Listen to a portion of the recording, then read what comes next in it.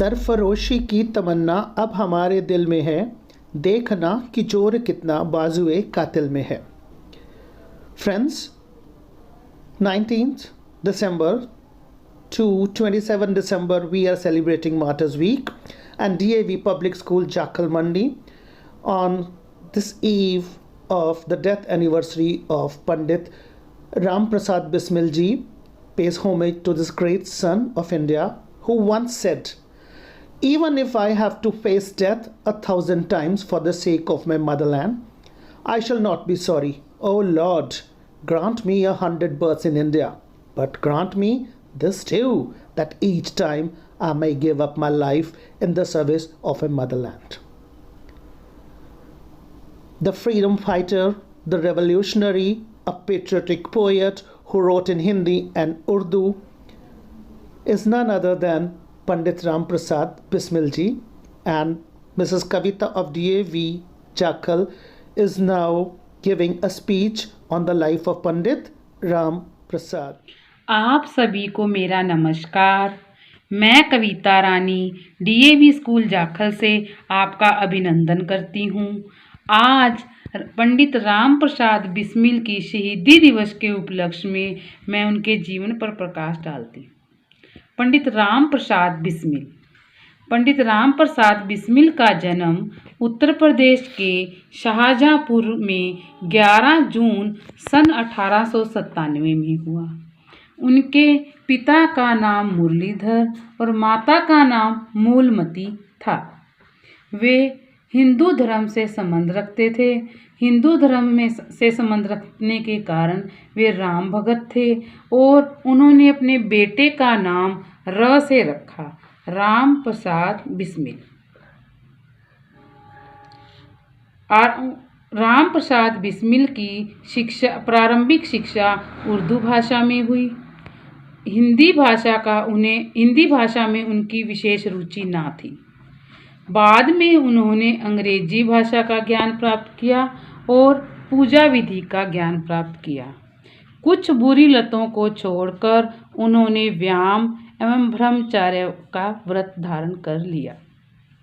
19 वर्ष की आयु में पंडित राम प्रसाद बिस्मिल ने स्वतंत्रता सेना संग्राम में अपना पहला कदम रखा। पंडित राम प्रसाद बिस्मिल कुछ लेखन कार्य करके, उन लेखन कार्य को प्रकाशित करके उनके लेखन प्रकाशित पुस्तकों से प्राप्त रकम लेकर उनसे हथियार खरीदने लगे। राम प्रसाद बिस्मिल अपने भाई परमानंद की मृत्यु के पश्चात काफ़ी दुखी हुए, क्योंकि उनके भाई को अंग्रेजी राज्यों ने फांसी की सजा दे दी थी। पंडित राम प्रसाद बिस्मिल जी ने एक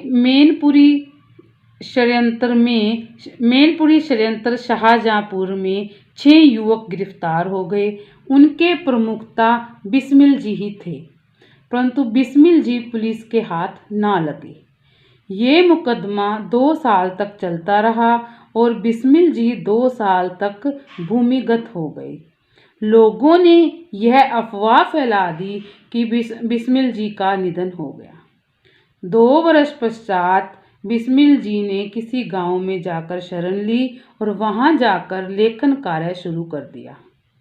सन 1925 में लखनऊ के काकोरी नामक स्थान पर उन्होंने रेल विभाग द्वारा ले जाई जा रही संपत्ति को लूट लिया और उसमें से 4,000 रुपये लेकर फरार हो गए।